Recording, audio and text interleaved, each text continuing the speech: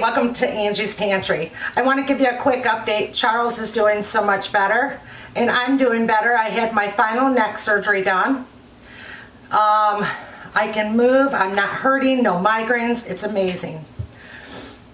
Thank you for all your prayers and your thoughts. It means so much to me. Today, I am doing a recipe called a no egg banana nut bread. Now, I'll show you everything I did, and then at the end, you'll see the big mess up. All right, let's get busy and see how I made this huge mess. All right, so I'm gonna follow the basic recipe for Bisquick banana bread, but not having to put eggs in it was very complicated for me to figure out because I know shortcuts, but I wanted this to turn out really nice for her. So that's why I came up with what I did. So let's get the sugar and the shortening going, which I'm doing a double batch. So the recipe calls for 2 1/3 cups of Bisquick, a cup of sugar, a 1/3 cup of vegetable oil, which I'm using shortening instead, 3 eggs, 3 large ripe bananas, a tablespoon of vanilla, and 3/4 cups chopped nuts. So what I got in here is the 2 cups of sugar, and here is 2/3 cup of shortening. I'm gonna cream these two together because I find if you do that with your banana breads or your sweet breads, the recipe comes out better than just throwing everything in there like I've done in the past. So let's get this all creamed up, and then we'll get together the egg substitution, which is, for a substitute of 1 egg, is 1½ teaspoons of vegetable oil, 1½ teaspoons of water, and 1 teaspoon of baking powder per egg. So the recipe calls for 3 eggs. All right, so let's get this going. Know for a fact that 3 teaspoons equals 2 tablespoons. So I'm gonna get my powders going first. And I checked my date of my baking powder, and thank goodness I did because it was outdated. So, got a new one there. Okay, so I got the baking soda in there. Now I gotta add 1½ teaspoon of vegetable oil per egg, which would be 2 tablespoons.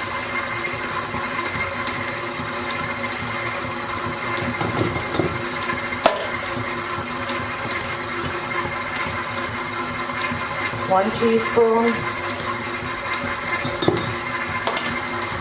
and 1/2 teaspoon. All right, now we got to add the same amount of water. Grab the water up. So it's going to be 2 tablespoons of water,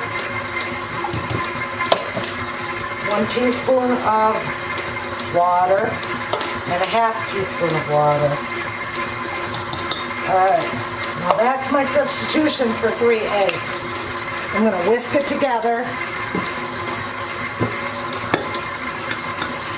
because you want that stability of what an egg would be. Now I could have probably used the egg substitute, but I wanted the baking powder in there so that it'll give the bread some fluff to it. This is what it's looking like. I think it's going to turn out good, don't you?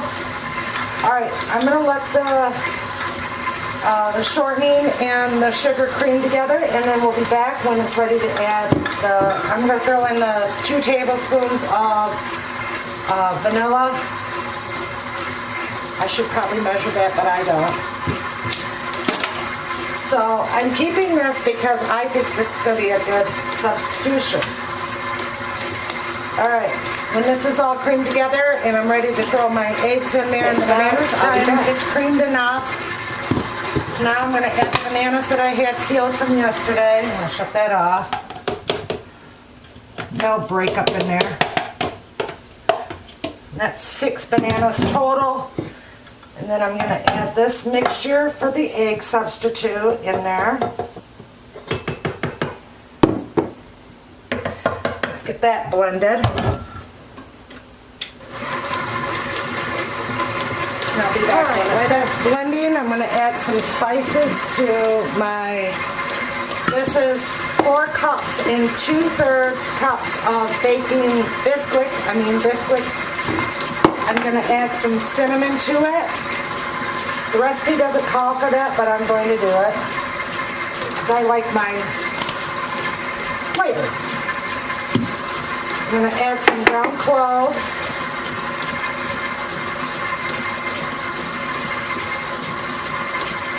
Now this is to your liking, however you want to add them, if you choose to add them or not. And nutmeg. Well, that's fluffing up really nice.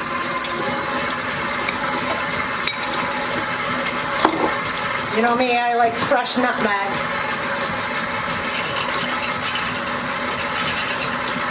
I think that's why my breads are different from everybody else's, because I do add all the different little spices to it to give it that unique flavor.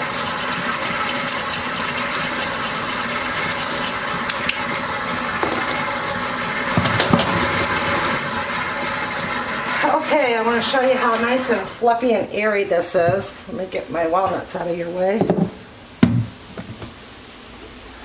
Look at that. See how nice and fluffy that is? That tells me that hopefully my bread's going to be yummy. Okay, now I'm going to drop this down and start adding some flour and or the Bisquick and spices to it. I like using Bisquick when I'm making banana bread. I think it saves so much time.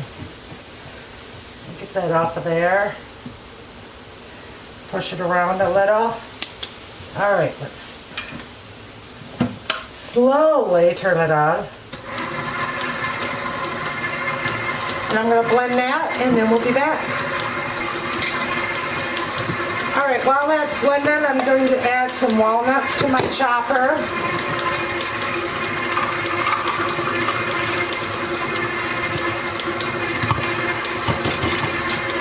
Whoa, that's a lot of walnuts.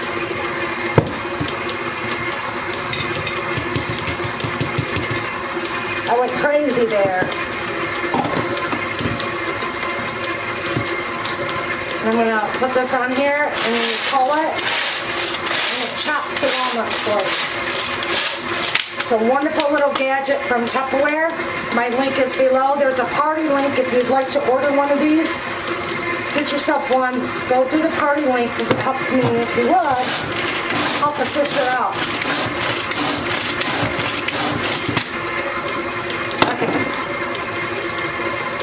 Just those few pulls, and look at that. Now I'm going to add a little bit in here.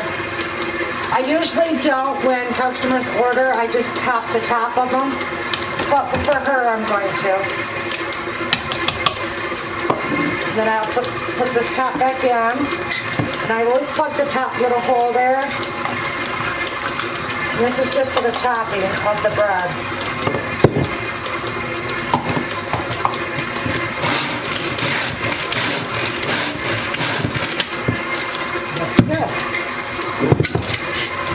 All right, it looks good to me. Beautiful. Let me mix it around and then make sure everything's stirred in. Nice batter. This is better than the batter I did yesterday. I might start using this recipe. Look at how beautiful, fluffy it is. Look at that. Ooh. Nice and thick. It's got texture. I think it's going to be wonderful. It smells amazing already.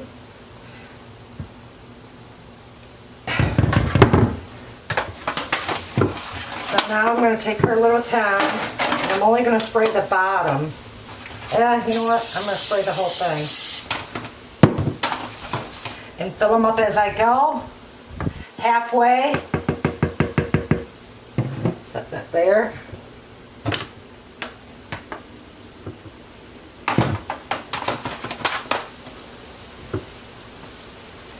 Nice, airy, beautiful dough. Let's cross our fingers that it looks good when it's cooked, right?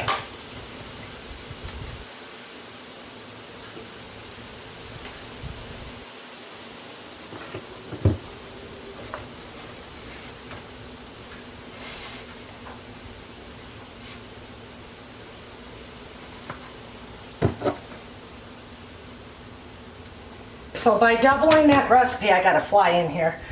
It made 3 of these 10 loaves, and then now I'm going to take some of the chopped walnuts and stick them all over the top. It makes a beautiful presentation. And my oven's preheated at 375, and we'll see you in about an hour. Okay, I'm going to share, because even I mess up. Look, ew. And it's really jiggly. Hold on. It's been in there for 35 minutes, but look, she's jiggly.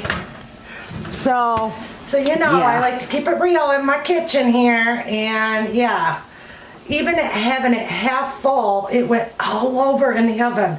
And it's really jiggly. So about another 20 minutes, keeping it real with y'all.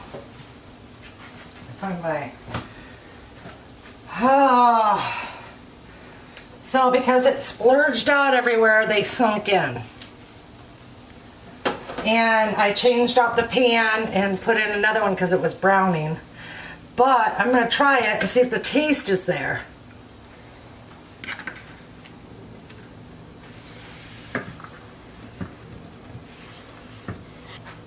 It tastes good. What did I do wrong? This poor woman's been waiting for her bread forever. And I'm trying to find the recipe for it. If you guys got a good recipe for no egg banana nut bread, please share it with me. I feel so bad. But I try to keep it real with you here in my kitchen. And that's why I show you my mishaps. I know that the taste is there. It tastes really good. But yet they're not turning out. So on that note, I'm going to say goodbye and have a great day. And thank you so much for stopping by. You know I always appreciate seeing you guys in your comments below. So, all right, everyone. Big hugs from my pantry to yours. Bye.